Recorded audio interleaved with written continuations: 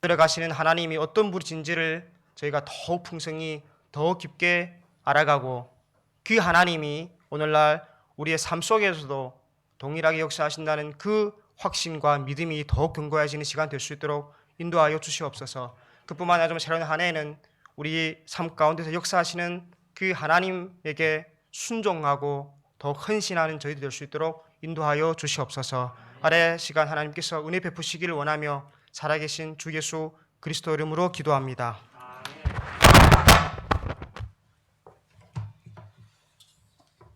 새로운 이게 안 되죠.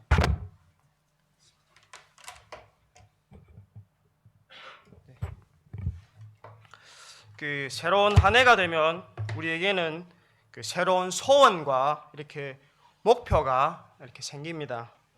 2023년 새로운 한 해 여러분의 소원은 무엇입니까?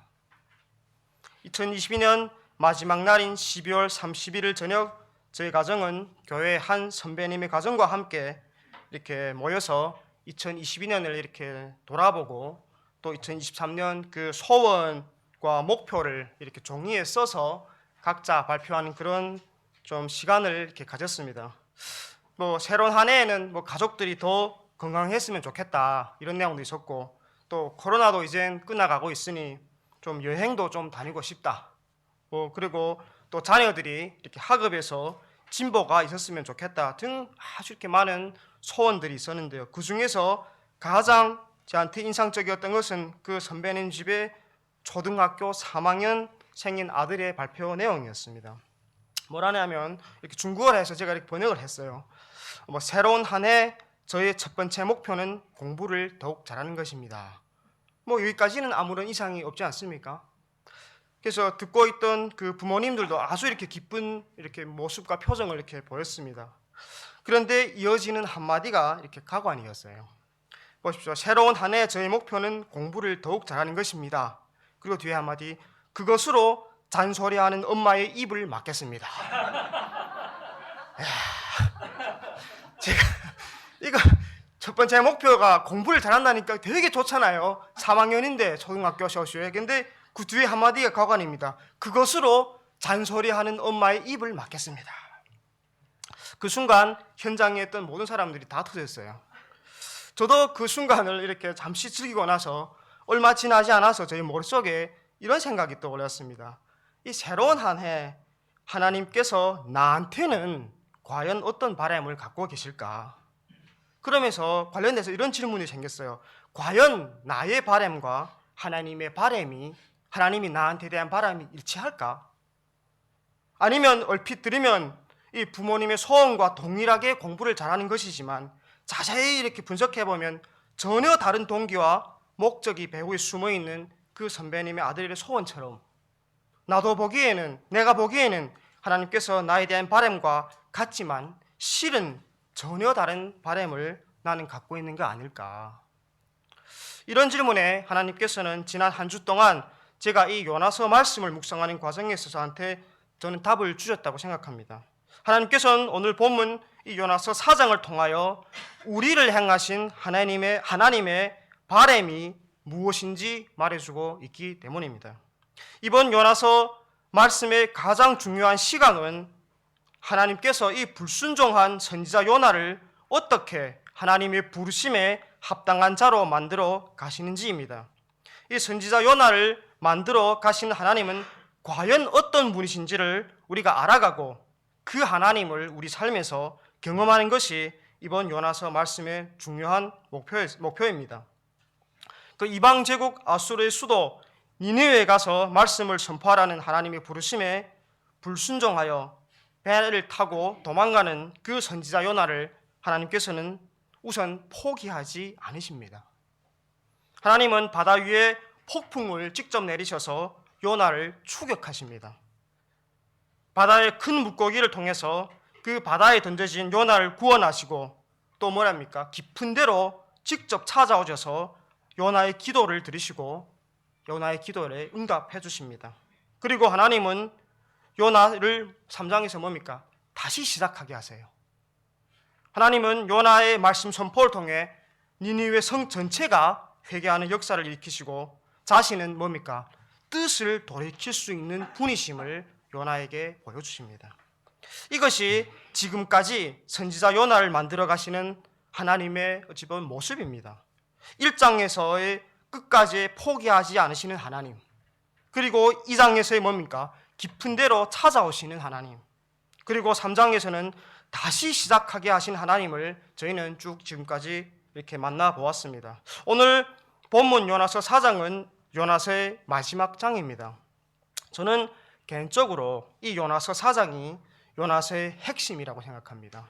왜냐하면 이 선지자 요나를 만들어 가시는 하나님의 그 열심에 어찌 보게 되면 최고의 절정, 다른 말로 말하면 이 선지자 요나가 그렇게 싫어하는 이방 제국 니느웨 성의 회개를 경험하게 하시는 하나님의 궁극적인 목적과 바람이 오늘 본문에서 여실히 드러나기 때문입니다. 저는 오늘 말씀을 통하여 정말 저와 여러분이 하나님께서 우리를 향하신 바람이 도대체 무엇인지를 알아가고요, 더 나아가서 우리의 바람과 하나님께서 우리를 향하신 바람이 일치하게 조정되는 그런 은혜를 경험하기를 소망합니다. 오늘 요나서 4장을 보면 하나님과 요나의 이렇게 대화예요. 니느웨 성의 그 회개와 멸망하지 않은 것에 대해서 요나는 대해서 분노하는 요나를 하나님께서는 오늘 본문에서 보게 되면 이렇게 설득하세요. 그래서 오늘 본문에서 우리는 요나를 통해 우리를 향한 하나님의 저는 바람, 중요한 바람 두 가지를 이렇게 정리하여서 말씀드리려고 합니다. 첫째로, 하나님은 우리가 자신의 유익보다 하나님의 기쁨을 추구하는 자가 되기를 원하신다는 거예요. 뭡니까? 우리 자신의 유익보다 하나님의 기쁨을 추구하는 자가 되기를 원하십니다. 그 요나서를 보게 되면 4장은 그 요나의 분노로 시작합니다. 이 3장에서 니느웨 성이 회개하고 하나님께서 내리시기로 했던 그 재앙을 면하자 요나는 오히려 크게 화를 냅니다. 요나서 4장 1절입니다. 제가 읽어드릴게요. 요나가 심히 싫어하고 노하여. 이게 제 성경은 이렇게 되어 있는데 우리말 쉬운 성경에는 이 구절이 이렇게 지어졌습니다. 좀 더 이렇게 구체적이고 명확합니다. 들어보십시오.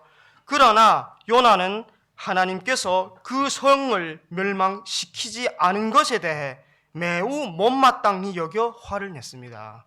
굉장히 조금 더 이렇게 의미가 더 이렇게 다가오지 않습니까? 뭡니까? 그 성을 멸망시키지 않은 것이 매우 못마땅히 여겨 화를 냈습니다.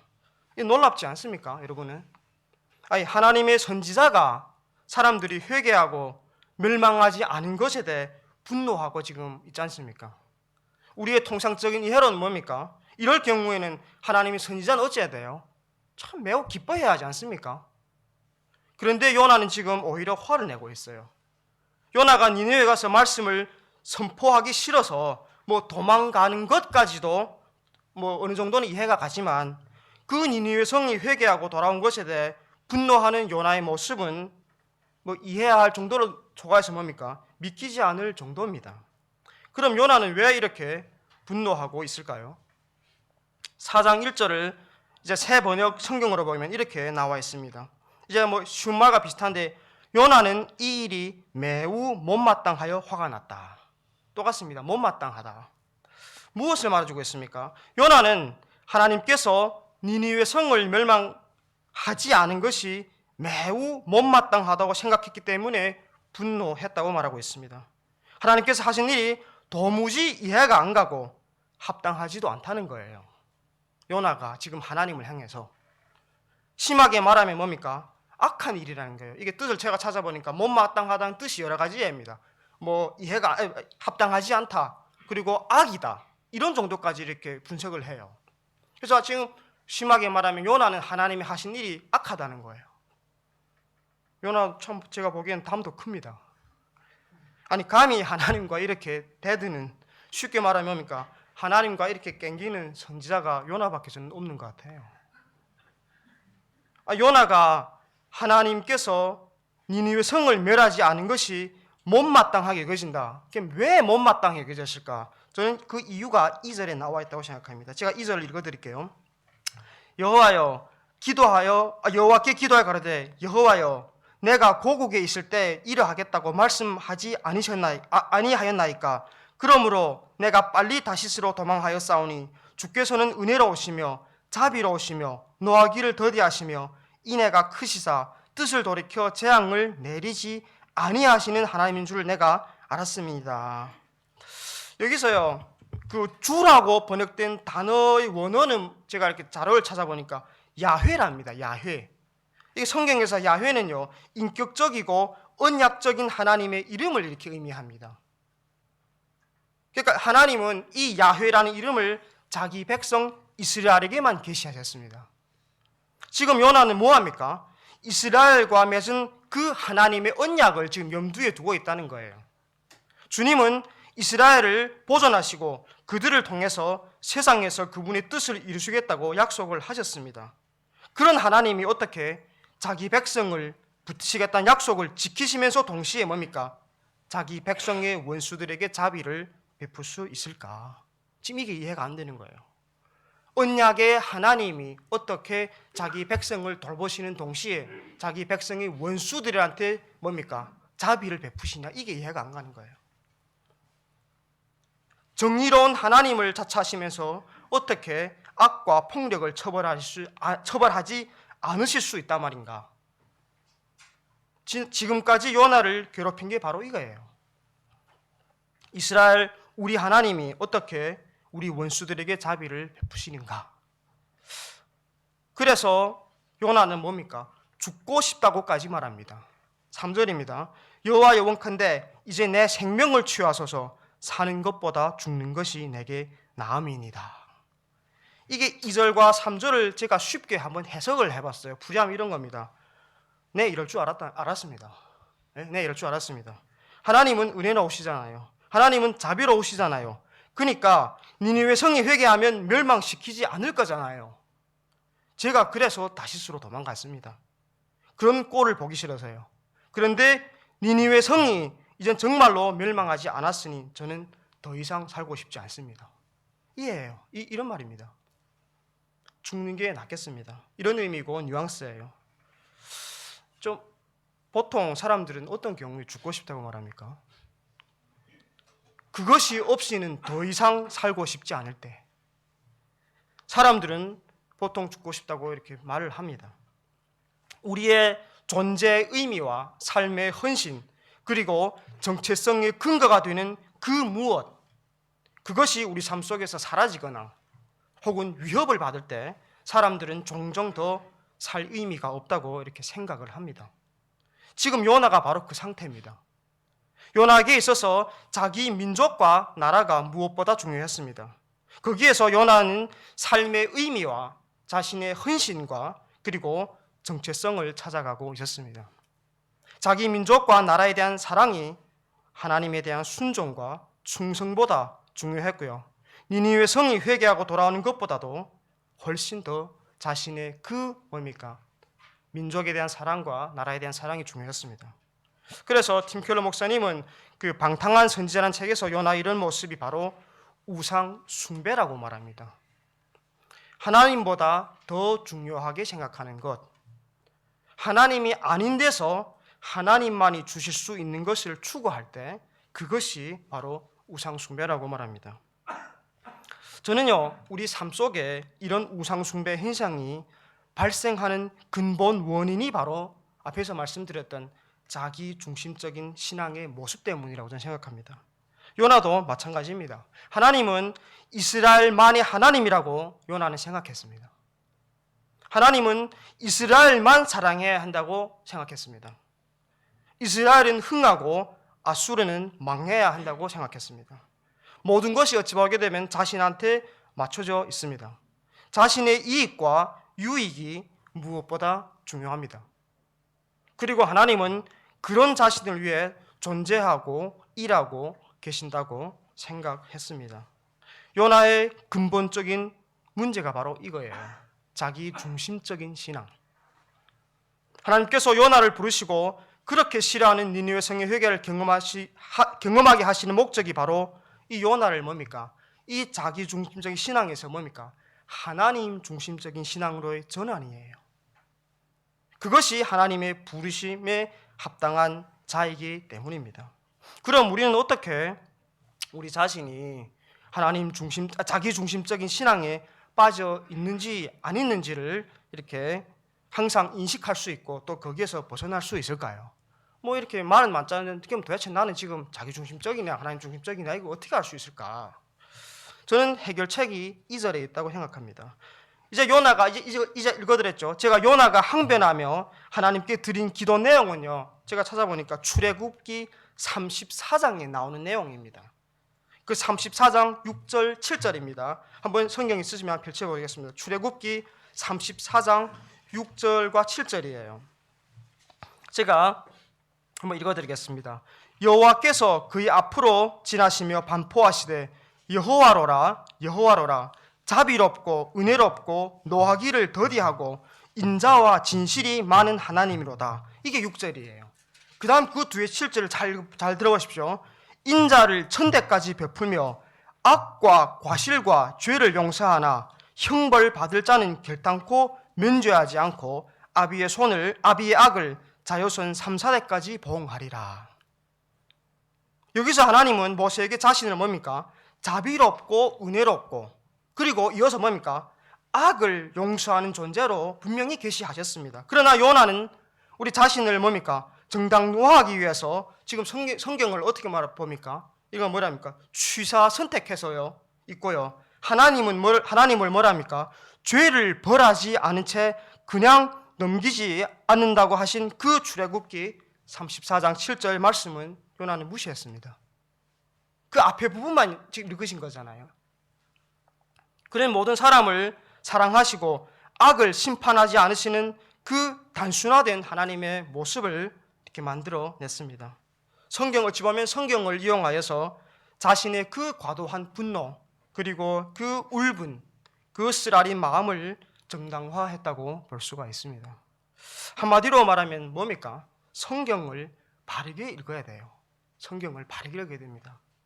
자기 중심적인 신앙의 그 태도와 시각에서 성경을 읽는 것이 아니라 성경을 읽으면서 오히려 우리 자신을 돌아보고 우리의 세계관과 가치관이 부단히 성경적으로 변화되어 가는 그 과정이 성경을 바르게 읽는 것이고 또한 이런 과정이 무엇보다도 필요하고 중요하다는 사실입니다. 정말 새로운 한 해는 더욱 많은 분들이 성경을 바르게 읽으시기 바랍니다. 우리가 성경을 바르게 읽을 때 하나님을 제대로 알아가고 하나님의 마음을 읽을 수가 있습니다. 오늘 본문 4절을 보십시오. 하나님이 뭐랍니까? 여호와께서 이르시되 너의 성냄이 어찌 합당하냐 하시니라. 요나가 이렇게 분노하고 항변하고 죽고 싶다고까지 하는데도 하나님은 뭡니까? 오래 참으세요. 그리고 한마디 교훈입니다. 한마디 교훈만 하죠. 하나님의 마음이 어디 있는지를 알려주지 않습니까? 하나님의 마음은 어디에 있습니까? 니느웨에 있어요. 하나님은 니느웨 성의 회개를 어찌 보게 되면 기다리고 원하시고 기뻐하신다는 사실이에요. 하나님께서는 요나가 하나님의 이런 마음을 알기를 원하셨습니다. 하나님은 이스라엘만 사랑하시는 것이 아니라 니느웨도 사랑하시는 분이심을, 하나님은 정의와 사랑이 따로따로 놀지 않고 하나가 되어 역사하시는 분이심을 하나님은 요나가 알기를 원하셨습니다. 정말 새로운 한 해는 우리도 성경을 지금 새로운 한 해가 되면 성경 통독을 시작하고 읽고 결심하고 시작을 하지 않습니까? 그냥 읽는 게 한 번 읽는 거로 만족을 하지 마시고요. 정말 성경을 바르게 읽음으로 정확히 읽음으로 하나님을 더욱 많이 더욱 깊이 알아가는 은혜가 있기를 원합니다. 정말 그래서 이 자기 중심적에서 하나님 중심적인 신앙으로 이렇게 전환이 되고 또 우리 자신의 유익이 아니라 하나님의 그 기쁨과 마음을 추구할 줄 아는 자가 되기를 이렇게 소망합니다.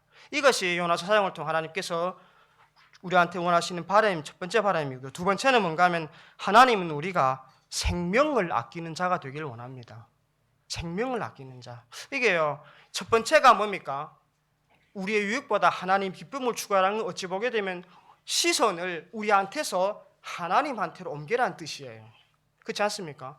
근데 두 번째는 뭡니까? 생명을 아끼는 자가 되라는 건 뭡니까? 우리의 그 시선이 하나님의 시선이 머무는 곳에 머물라는 뜻이에요. 철저히 자기 중심에서 벗어나야 됩니다. 우선은 하나님을 바라보게 하고요. 그 다음에 두 번째는 하나님이 바라보는 그곳을 우리가 바라보기를 원한다는 거예요. 오늘 내용을 보게 되면 요나의 분노는요, 여기서 그치지 않습니다.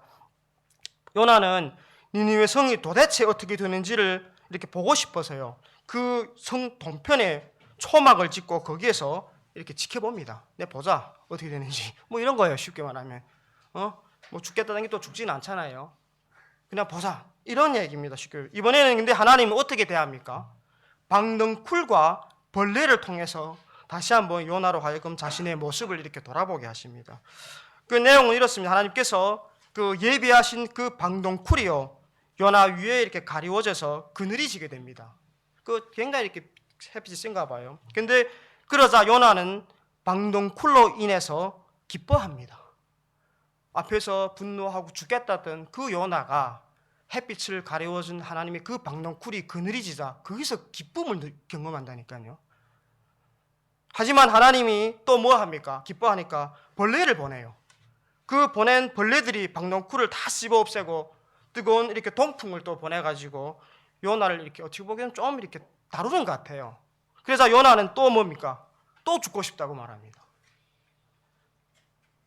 그 아래 구절 보십시오. 해가 뜰 때 하나님이 뜨거운 동풍을 준비하셨고 해는 요나의 머리에 쬐매 요나가 흥곤하여 스스로 죽기를 구하여 가로되 사는 것보다 죽는 것이 내게 나으니이다. 지금 4장에서 요나가 2번이나 죽겠다고 했어요. 한 번은 하나님이 니느웨 성을 멸망하지 않은 거 보고 화가 나서 죽겠다.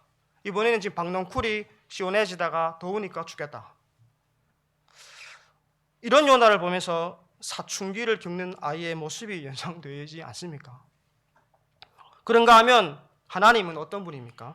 끝까지 포기하지 않고 오래 참으심으로 기다려주고 조심스럽게 타이르는 그 사춘기를 둔 부모의 심정과도 같다는 생각이 듭니다. 그리고 아래 10절과 11절이 저는 이 4장의 핵심이자 이 요나서 전체 요절이라고 저는 생각을 해요. 한번 보십시오. 한번 이것이 성경을 펼쳐서 한번 다 같이 보겠습니다. 요나서 4장 10절에서 11절입니다. 제가 읽어드리겠습니다. 하나님께서 요나에게 이렇게 말씀하십니다. 여호와께서 가라사대 내가 수고도 아니하였고 배양도 아니하였고 하룻밤에 났다가 하룻밤에 망한 이 방농쿨을 내가 아꼈거든. 11절입니다. 하물며 이 큰 성읍 니느웨에는 좌우를 분변치 못하는 자가 12만여 명이요 육축도 많이 있나니 내가 아끼는 것이 어찌 합당하지 아니하냐. 참 긴 말 안 하잖아요. 하나님이, 저는 이 하나님의 한마디 말씀 속에 모든 것이 포함되어 있다고 생각합니다. 하나님의 눈물, 하나님의 긍휼, 하나님의 사랑, 하나님의 정의, 그리고 하나님께서 가장 아끼는 것이 바로 뭡니까? 하나님께서 창조하신 모든 생명임을 하나님은 다시금 요나에게 지금 말씀하고 가르쳐주고 있다는 사실입니다. 이런 시각에서 보면요, 우리가 이 세상의 생명과 영혼을 아끼지 않을 때 저는 하나님께서 가장 괴로워하신다고 생각합니다. 왜냐하면 하나님께서 가장 아끼는 것이 뭡니까? 생명이에요. 영혼이에요. 여러분이 가장 아끼는 것은 무엇입니까? 요나는 자신과 자기 민족을 아꼈지만 니느웨는 아끼지 않았습니다. 하지만 하나님은 그런 요나를 아꼈을 뿐만 아니라 니느웨까지 아끼셨습니다. 하나님은 자신이 창조하신 모든 생명을 아끼시는 분입니다. 하나님께서 유일하게 아끼지 않는 것이 있다면 그것은 바로 자신이에요.